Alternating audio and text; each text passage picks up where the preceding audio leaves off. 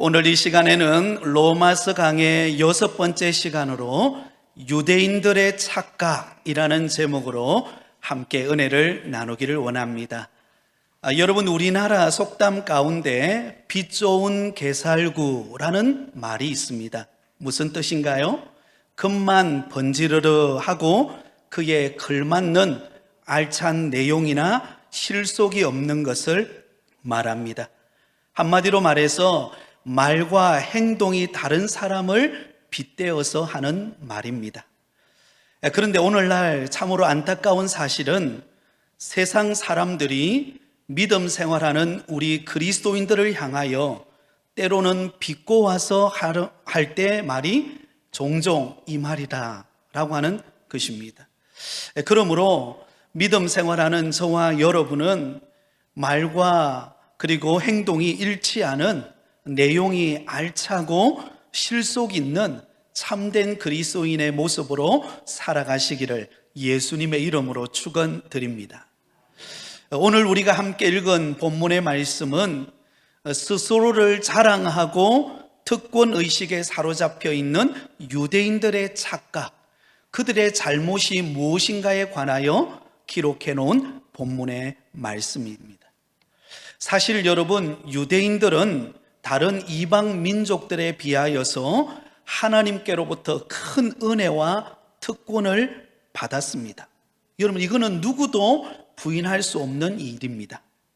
오늘 본문 17절에서 20절까지 말씀만 보더라도 그 당시 유대인들이 하나님께로부터 어떠한 은혜와 특혜를 받고 그들이 자부심을 가지고 살아가고 있는가를 이렇게 기록해 놓고 있습니다. 17절에서 20절까지를 우리 같이 한번 읽겠습니다.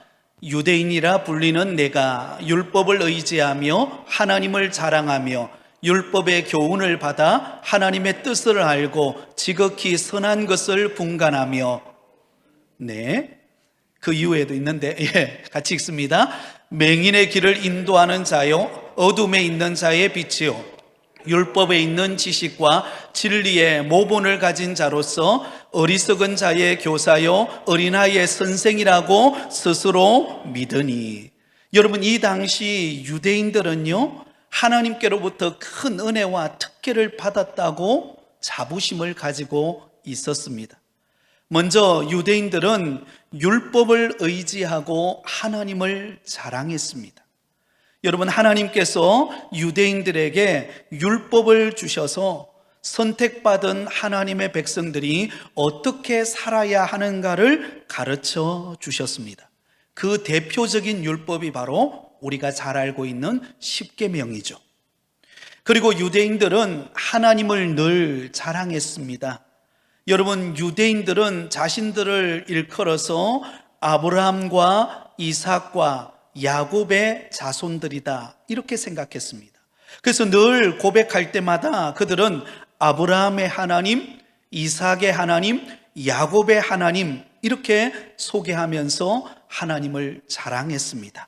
다시 말해서 유대인들은 하나님과의 특별한 관계 안에 있음을 그들은 자랑했던 것을 알 수가 있습니다.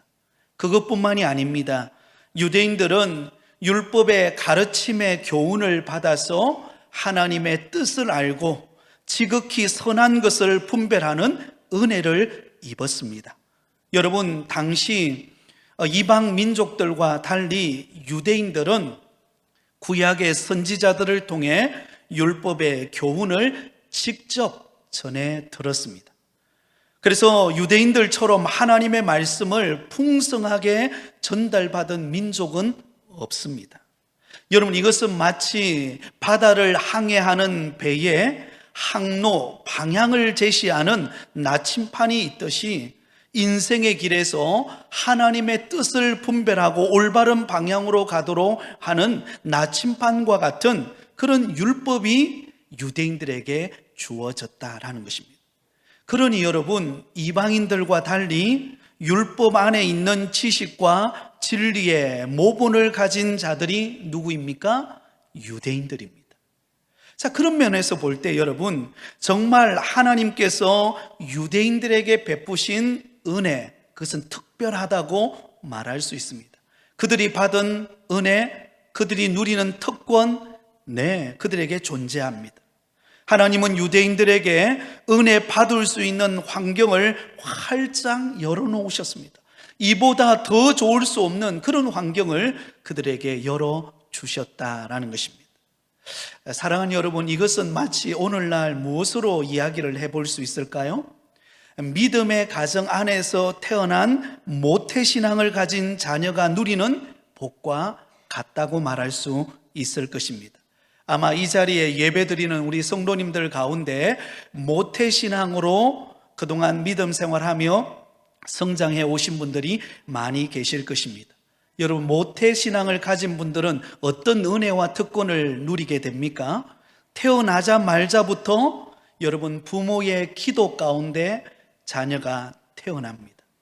그리고는 얼마 지나지 않아서 유아 세례를 받게 되고 자연스럽게 교회 안에서의 문화와 신앙과 말씀을 접하면서 성장하게 됩니다. 그래서 항상 어릴 때부터 교회 안에서 하나님을 찬송하고 또 하나님에 관한 말씀을 들으면서 자라나게 됩니다. 그래서 믿음의 가정 안에서 자라난 사람들은 하나님의 말씀을 일찍부터 접할 수 있는 기회를 제공받게 됩니다. 여러분, 그들은 하나님의 말씀을 언제나 자유롭게 성경책을 펼쳐서 읽을 수 있습니다. 마음껏 교회로 오갈 수가 있습니다. 그래서 여러분, 모태신앙을 가지신 분들은 다 어떻게 생각합니까? 교회가 곧 놀이터이자 생활 공간입니다. 교회를 떠나서의 삶을 한 번도 생각해 본 적이 없을 것입니다. 그런데 여러분, 주변에 전혀 예수 믿는 사람들과는 별로 거의 관계가 없이 믿지 않는 가정에서 예수님을 이제 막 믿은 사람들은 어떨까요? 이런 모태신앙이 가지고 있는 누리는 그런 은혜와 혜택을 누리지를 못합니다. 여러분, 믿는 순간부터 찾아오는 것은 핍박과 어려움입니다. 제사 문제와 부딪혀야 하고 또 우상 숭배 문제로 인하여 싸워야 하고 믿지 않는 가족들과 갈등을 겪으면서 신앙을 성장시켜 나가야 하는 환경을 접하게 됩니다.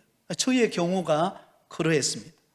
고등학교 1학년 때 예수님을 만나고 이제 열심을 다하여 믿음 생활을 시작하는 순간부터 핍박이 시작이 되었습니다. 믿지 않는 가정에서 제사 문제, 또 여러 가지 주의를 지키는 문제와 맞물려서 여러분, 시골에는 얼마나 농번기 쉬는 날이 없어요.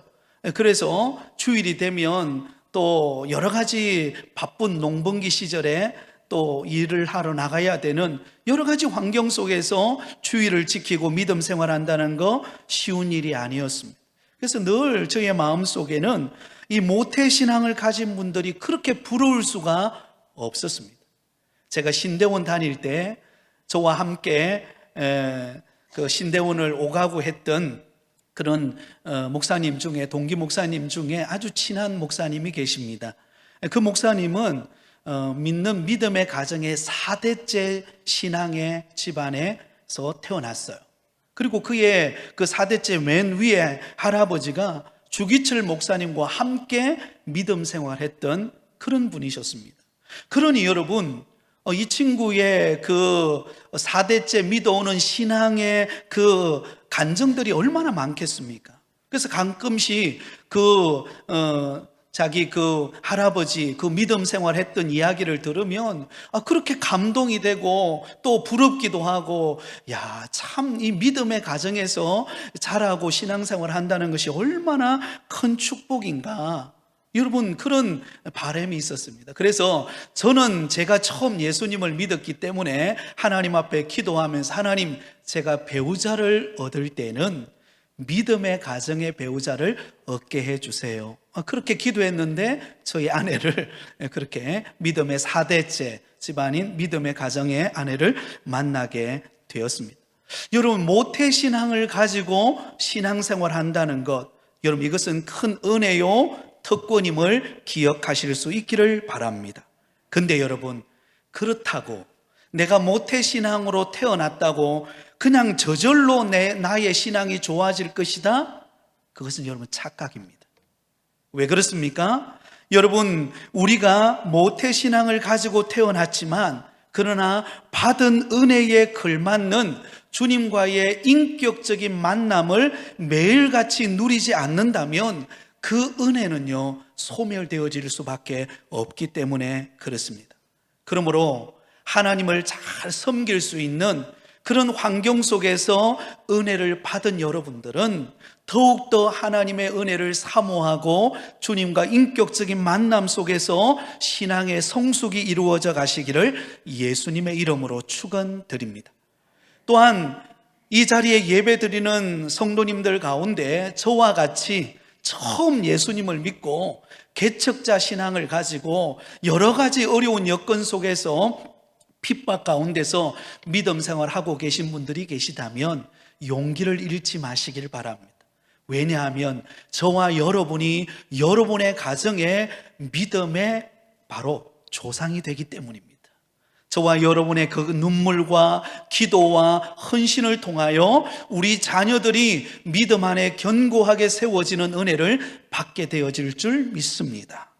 자, 이런 은혜를 우리는 잊지 말자라는 것입니다. 그런데 오늘 본문에 보면 유대인들은 이런 하나님께로부터 엄청난 은혜와 특권을 받았음에도 불구하고 여러분, 이 유대인들은 안타깝게도 그들은 스스로 여러분 착각하고 스스로 잘못된 행동을 보이는 것을 알 수가 있습니다. 여러분, 그들은 우리가 아브라함과 이삭과 그리고 야곱의 우리가 후손들이기 때문에 우리는 당연히 은혜 받은 자고 당연히 우리는 구원받은 자고 우리는 당연히 누리는 삶을 살 것이다 착각하고 있었다는 것입니다. 자, 그러면 오늘 구체적으로 유대인들의 착각과 잘못은 무엇이었을까요? 그 첫 번째는요, 다른 사람들은 가르치면서 자신들은 가르치지 않았다라는 것입니다. 한번 따라해 볼까요? 다른 사람들은 가르치면서 자신들은 가르치지 않았습니다. 여러분, 유대인의 첫 번째 착각이 무엇이었어요? 다른 사람에게는 가르치면서 자신에게는 가르치지 않았다라는 것입니다. 오늘 본문 21절, 22절을 우리 같이 읽겠습니다.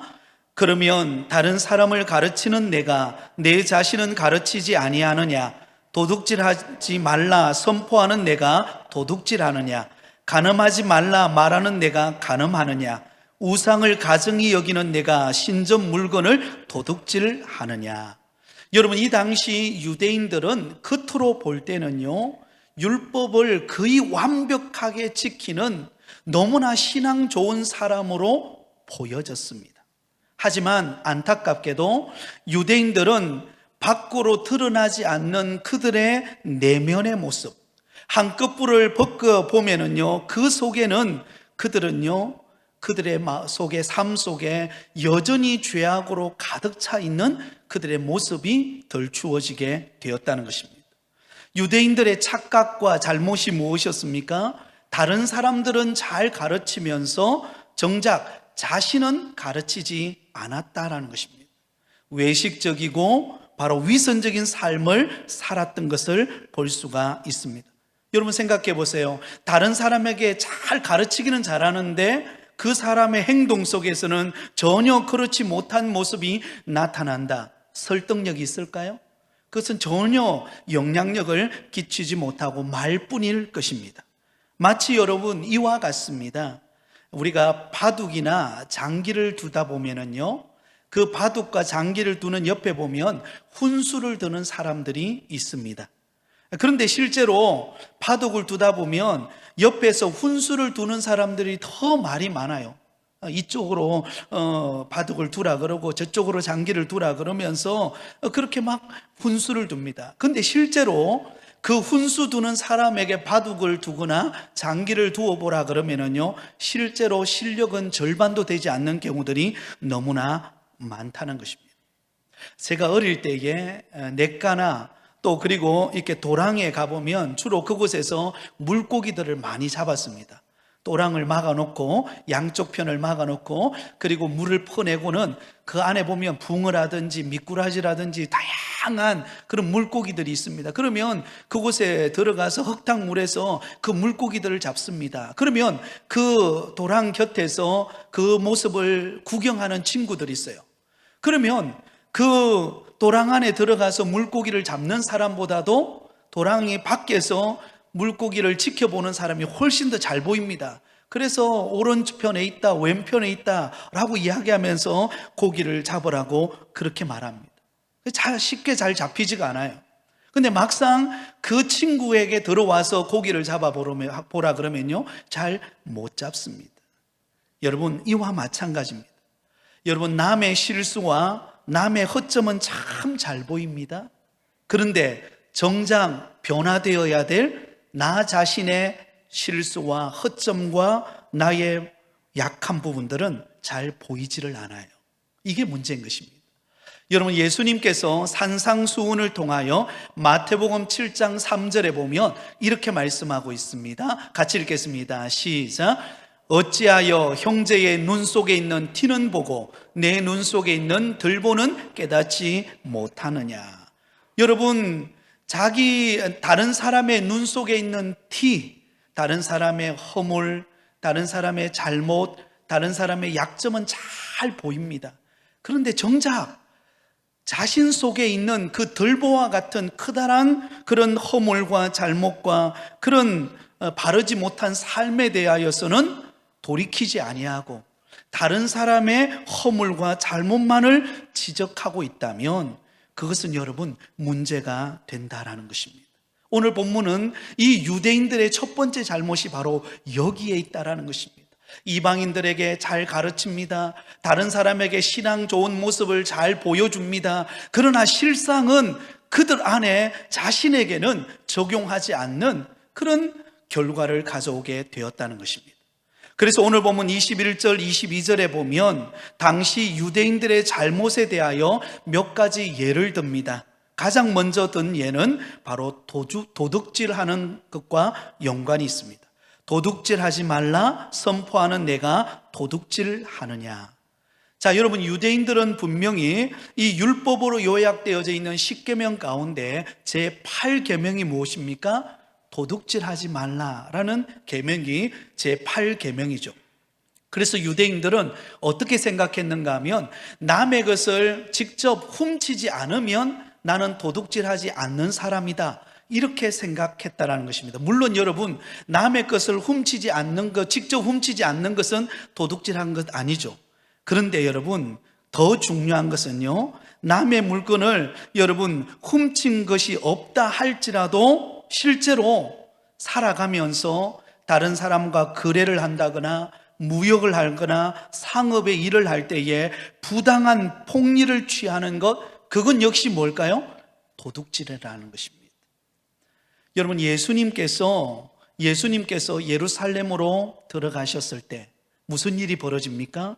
예수님께서 예루살렘 성전 안으로 들어갔을 때에 성전 뜰 안에서 소와 양과 비둘기를 파는 사람들과 또 그곳에서 돈 바꾸는 사람들로 막 북적거렸습니다. 온갖 사람들이 그 성전 뜰 안에서 오가면서 막 복잡한 그런 행위들을 행하고 있는 것입니다.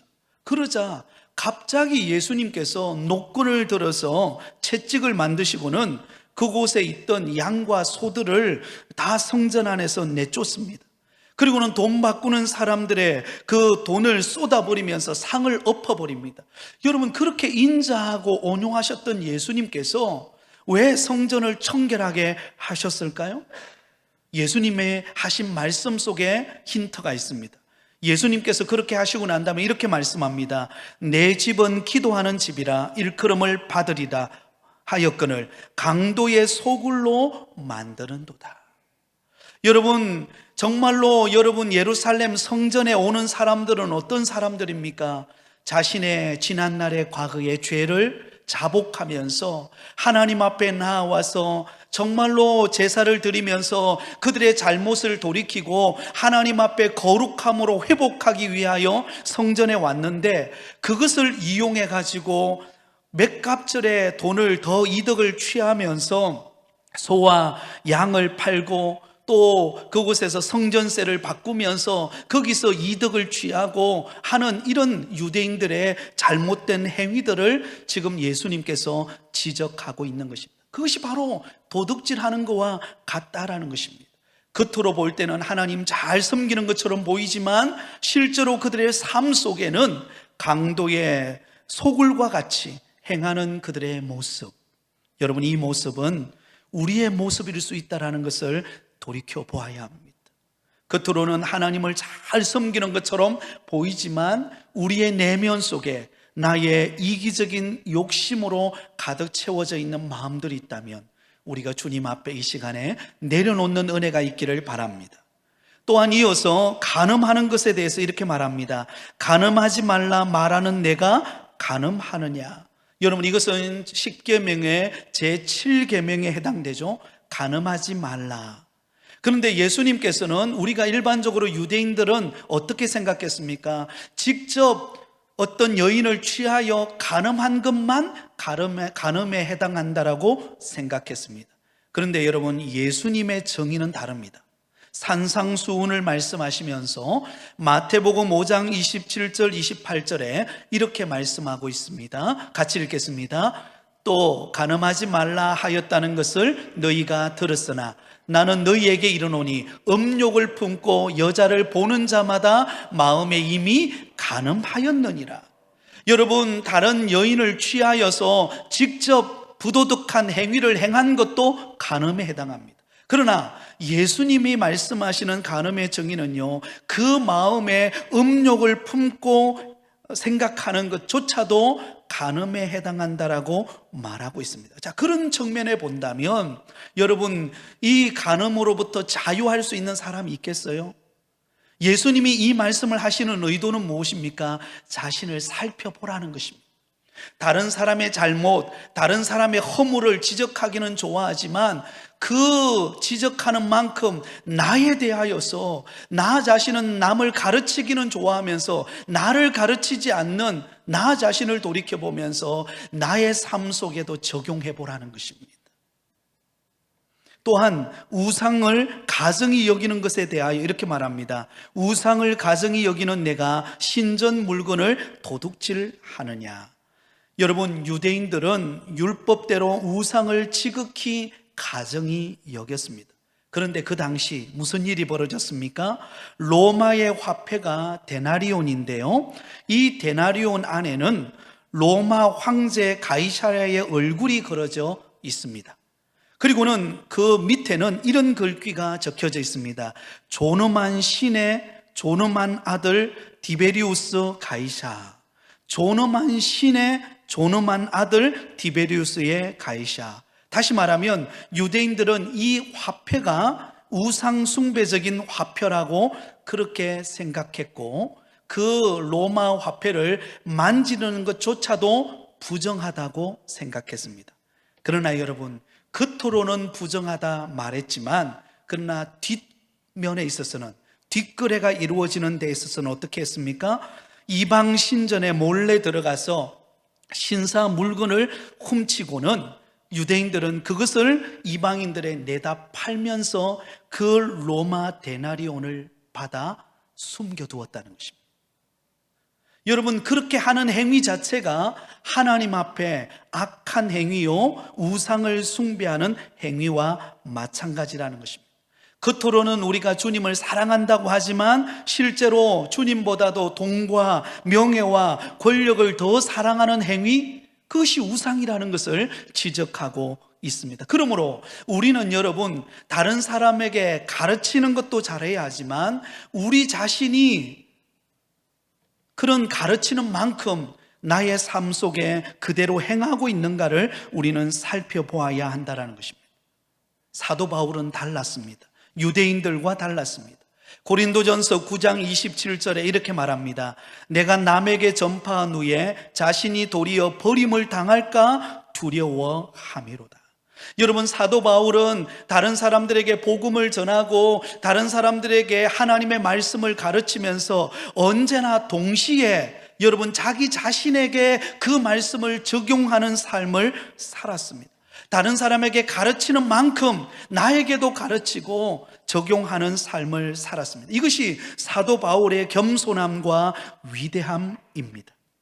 사랑하는 여러분, 저와 여러분은 하나님의 말씀에 대해서 우리는 모태신앙을 가지고 어릴 때부터 신앙생활 해온 저와 여러분은 웬만한 교회 생활은 익숙합니다. 그렇지 않습니까?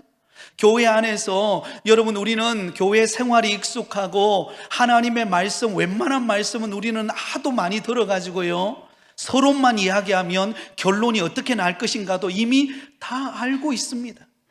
그러나 여러분 중요한 것은 그 성경의 말씀을 우리가 아는 것이 중요한 것이 아니라 그 말씀대로 과연 내가 살아가고 있는가, 나에게 가르치고 있는가, 그것을 돌이켜 보라는 것입니다. 유대인들의 착각이 무엇이었습니까? 그들은 율법을 많이 안다는 것이었습니다. 그리고 율법을 많이 가르친다는 것입니다. 남을 가르치면 내가 많이 알고 그것이 내가 잘하고 있다라고 생각했어요. 그러나 그것은 착각입니다. 여러분, 아는 만큼 우리는 나에게 적용하는 은혜가 있기를 바랍니다. 나의 삶이 변화되어지시기를 예수님의 이름으로 축원드립니다. 자, 두 번째로 유대인의 착각이 무엇입니까?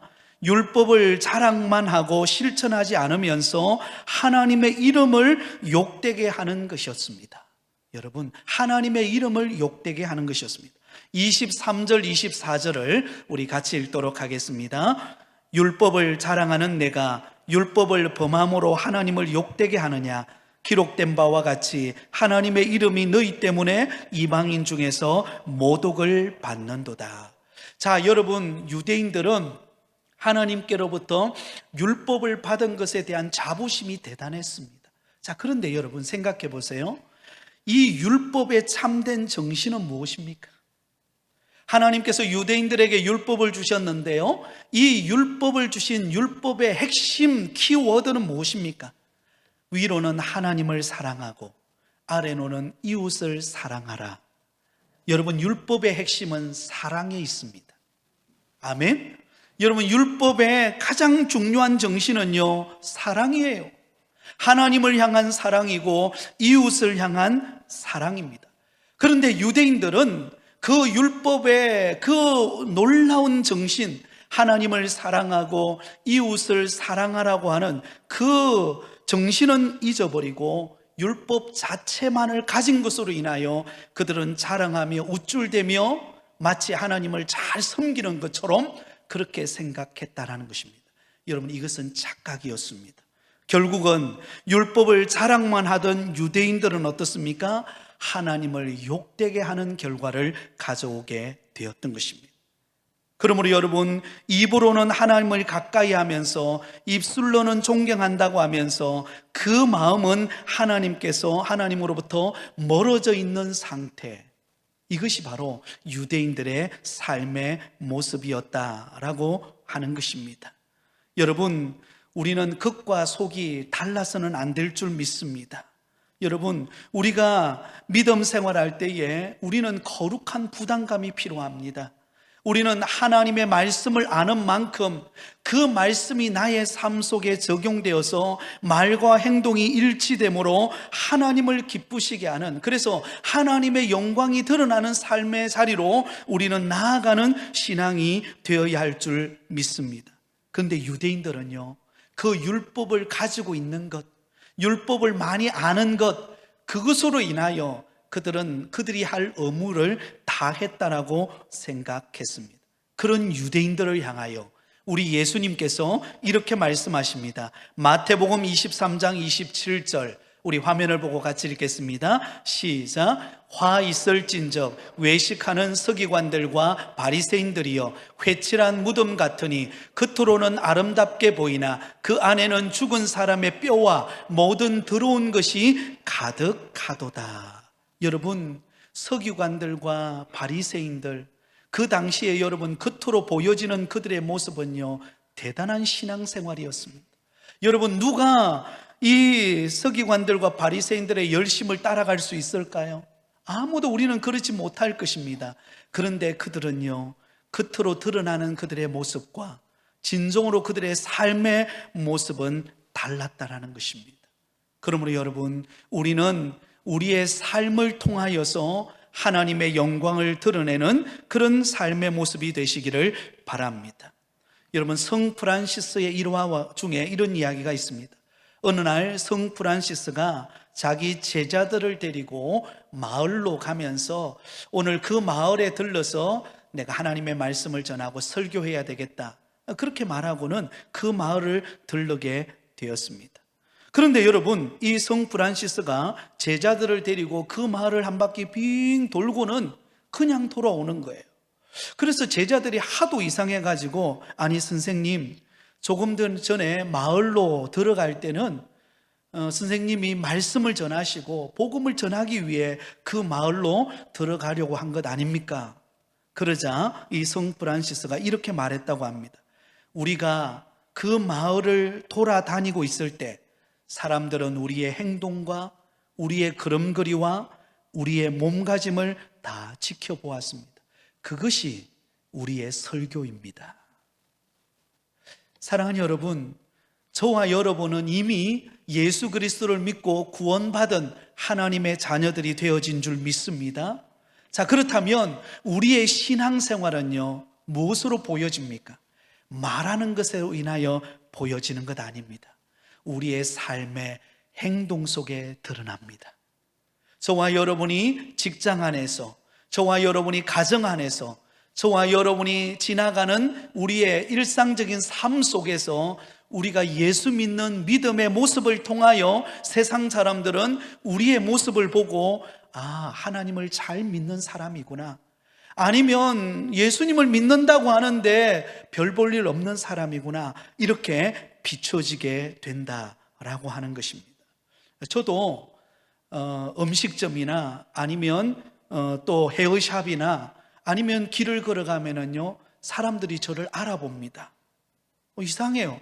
제가 이렇게 음식점이나 가보면 대부분이 그 주인이나 직원들이 제게 물어봅니다. 혹시 목사님 아니세요? 혹시 교회 다니는 분 아니세요? 어떻게 하세요? 그렇게 보여진다는 거예요. 그래서 최근에 우리 교직자들과 함께 자주 식사하러 가는 곳이 있는데, 그곳에 가서 식사를 하는데 그 주인 아주머니께서 막 토마토를 엄청나게 많이 준비를 해서 우리에게 그냥 무료로 주시는 거예요. 그래서 왜 주시나 했더니, 우리가 이 예수 믿고 믿는 목사님, 또 우리 교회에서 이렇게 섬기시는 분이라는 걸 아는 거예요. 아니까 그렇게 섬기시더라고요. 한편으로는 참 감사하면서 또 한편으로 도전이 되었던 것은 무엇인가 하면, 아, 내가 말하는 것이나 행동하는 것이나 나의 모습 속에서 정말 그리스도인다운 모습의 삶이 나타나야 되겠구나, 그것을 한번 도전받는 시간을 갖게 되었습니다. 사랑하는 성도 여러분, 저와 여러분의 행동을 통하여, 저와 여러분이 말하는 것을 통하여, 저와 여러분의 삶이 살아가는 모습을 통하여 혹시 하나님의 영광을 가리고 있지는 않습니까? 겉으로 말하기는 잘하는데, 오랜 신앙의 연륜은 가졌는데 우리의 삶의 행동 속에서 하나님의 영광을 드러내는 모습이 없다? 그것은 부끄러운 일인 것입니다. 그러므로 저와 여러분이 우리의 삶의 모습 속에서 주님의 영광을 드러내는 삶의 모습이 되기를 예수님의 이름으로 축원드립니다. 이제 마지막 세 번째 결론의 말씀입니다. 그렇다면 참된 유대인은 누구입니까? 바로 표면적 유대인이 아니라 이면적 유대인이다라는 것입니다. 자, 우리 28절 29절을 우리 마지막으로 읽겠습니다. 28절 29절입니다. 시작. 무릇 표면적 유대인이 유대인이 아니요 표면적 육신의 할례가 할례가 아니니라. 오직 이면적 유대인이 유대인이며 할례는 마음에 할지니 영에 있고 율법 조문에 있지 아니한 것이라. 그 칭찬이 사람에서가 아니요 다만 하나님에게서니라. 아멘. 여러분, 유대인들, 당시 유대인들의 착각이 무엇이었습니까? 우리가 난 지 8일 만에 할례를 행하면 우리는 구원받은 하나님의 자녀이고, 그리고 이방인들과 구별된 선민이다. 하는 그 선민의식 속에 사로잡혀 있었습니다. 그러나 우리 주님이 보실 때에 표면적, 단순히 육체의 표피를 베는 것으로 인하여서 하나님의 택한 자녀가 되는 것이 아니라 이면적 유대인, 마음의 할례를 받은 사람, 그 마음의 찔림을 받고 하나님 앞에 진정한 회개를 통하여 돌이켜서 인격적으로 예수 그리스도를 영접하고 믿음으로 살려고 하는 그 이면적 유대인, 그 사람이 진정한 믿음의 사람이요 진정한 하나님의 사람인 것을 말씀하고 있다라고 하는 것입니다.